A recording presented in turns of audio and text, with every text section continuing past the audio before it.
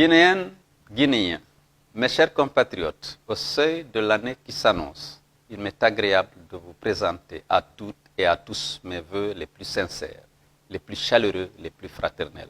C'est pour moi une nouvelle occasion de rendre hommage à tous ceux qui se sont sacrifiés pour une Guinée libre et démocratique.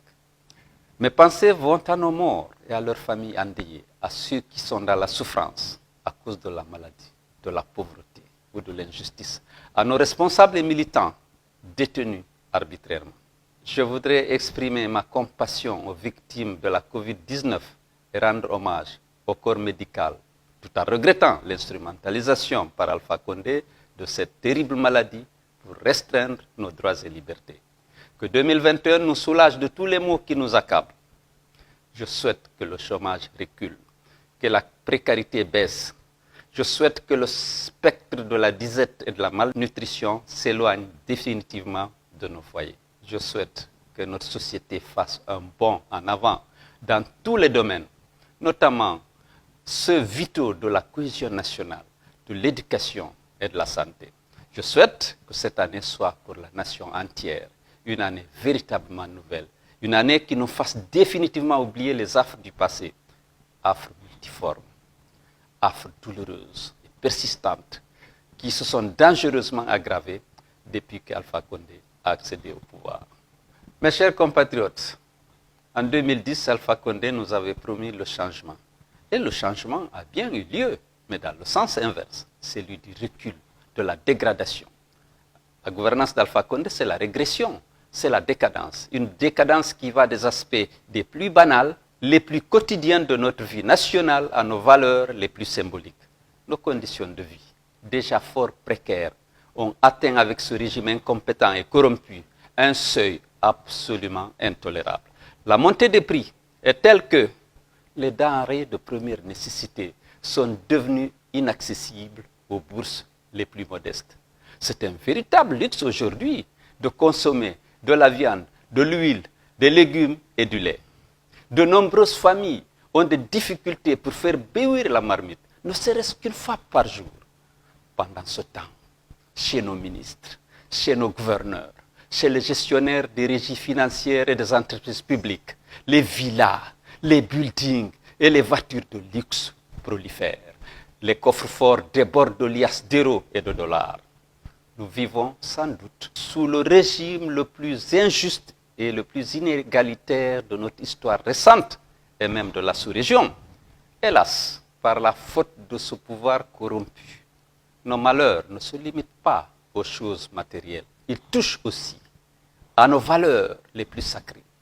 L'unité nationale, ce principe de base qui fonde notre identité et nous prédispose à vivre ensemble, est dangereusement remise en cause. Diviser les Guinéens est le sport favori d'Alpha Condé.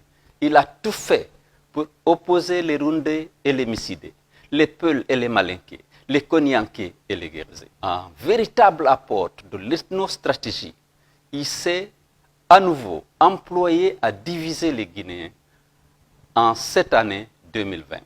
Ces appels à l'affrontement et à la guerre dans un contexte de compétition politique ont largement été suivis. À la violence d'État s'est ajoutée la violence intercommunautaire, encouragée par les autorités censées protéger les populations. Les récents affrontements à Massanta en sont la dernière manifestation funeste. Refusons ensemble cette macabre manipulation. Personne ne doit séparer les ethnies sorties du même moule historique et culturel et qui ont partagé des siècles durant la même expérience religieuse, politique, administrative et sociale. Alpha Condé voit des tribus partout. Il est incapable de voir la Guinée. La notion de nation lui est complètement étrangère. À se demander comment un homme politique, universitaire de surcroît, peut-il avoir une compréhension aussi primitive de l'histoire et de la réalité. Mes chers compatriotes, il est temps, grand temps, d'en finir avec ce mode de pensée archaïque. Que l'année 2021 soit pour la Guinée l'année de la rupture, l'année du renouveau et de l'espoir. Qu'elle efface de notre mémoire l'année horrible qui se termine.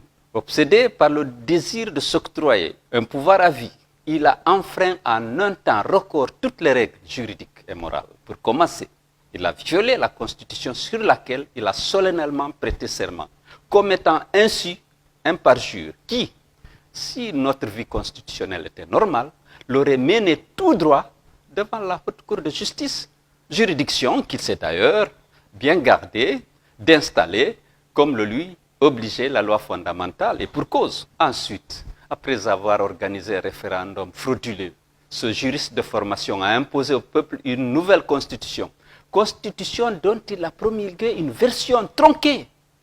Quel crédit accorder à un État qui falsifie ses propres textes? Un État faussaire a-t-il sa place dans le concert des nations? Ce geste jette sur notre nation une souillure que les années auront du mal à effacer. Je voudrais saluer les patriotes guinéens qui se sont réunis au sein du Front National pour la défense de la Constitution, ainsi qu'au sein d'autres mouvements politiques et organisations de la société civile pour lutter avec courage et détermination contre le tripatouillage de notre Constitution et contre le troisième mandat voulu par Alpha Condé.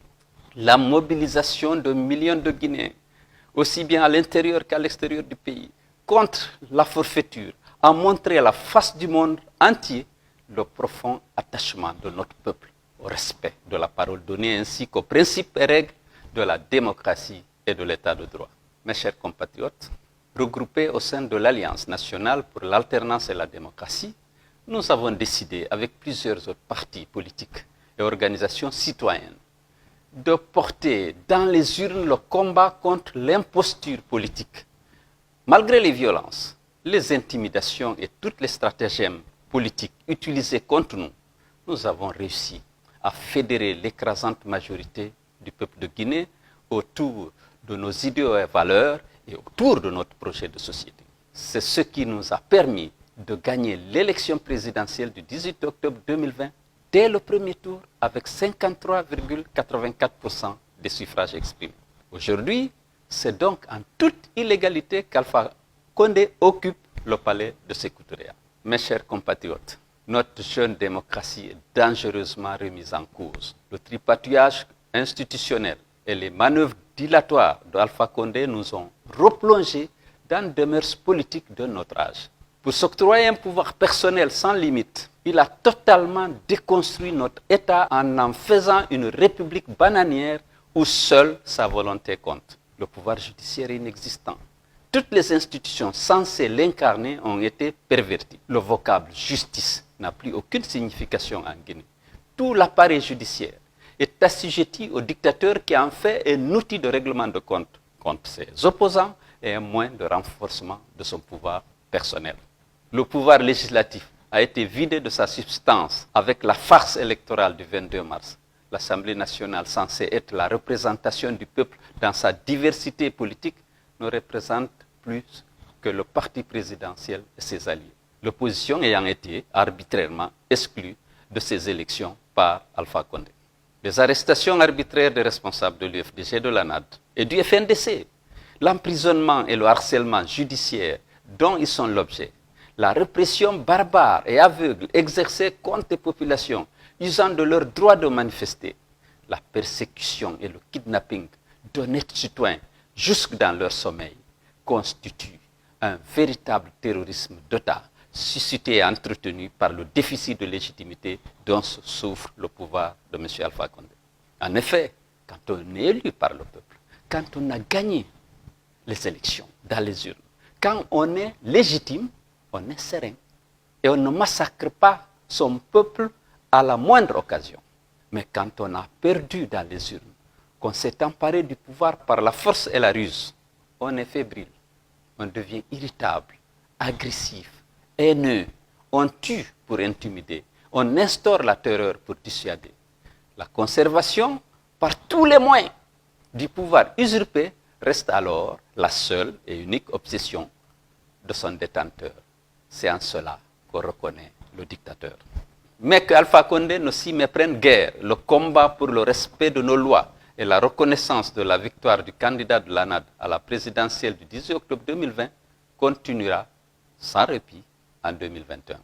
Mes chers compatriotes, Nous nous battons pour instaurer dans notre pays une démocratie apaisée, un véritable état de droit. Le peuple de Guinée a consenti d'énormes sacrifices pour le triomphe de ses valeurs. En effet, depuis 2010, près de 300 personnes ont été assassinées à l'occasion des manifestations politiques et syndicales.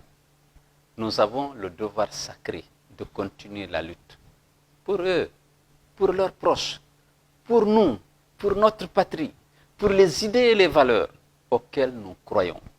Nous devons honorer la mémoire de toutes ces victimes de la dernière en date et Roger Bamba, mort en détention par manque de soins. Rien ne nous fera reculer. Au contraire, les menaces, les intimidations, la répression aveugle ne feront que renforcer notre détermination à mener le combat jusqu'au bout. Combat pour la vérité des urnes, combat pour les libertés, combat pour le respect des droits de l'homme, combat pour l'unité pleine et entière de notre nation. Nous réaffirmons notre disponibilité à nous unir à toutes les forces patriotiques, qu'elles soient issues des partis politiques, de la société civile ou des syndicats, pour lutter par tous les moyens légaux contre la dictature et ses inévitables corollaires, la division, la répression, la corruption, l'impunité et la misère. Mes chers compatriotes, je le dis à toutes et à tous, soyons unis et mobilisés pour faire triompher nos idéaux de justice et de paix, de liberté et de prospérité pour tous. Bonne et heureuse année 2021 à toutes et à tous. Vive la République, vive la démocratie, vive l'unité nationale.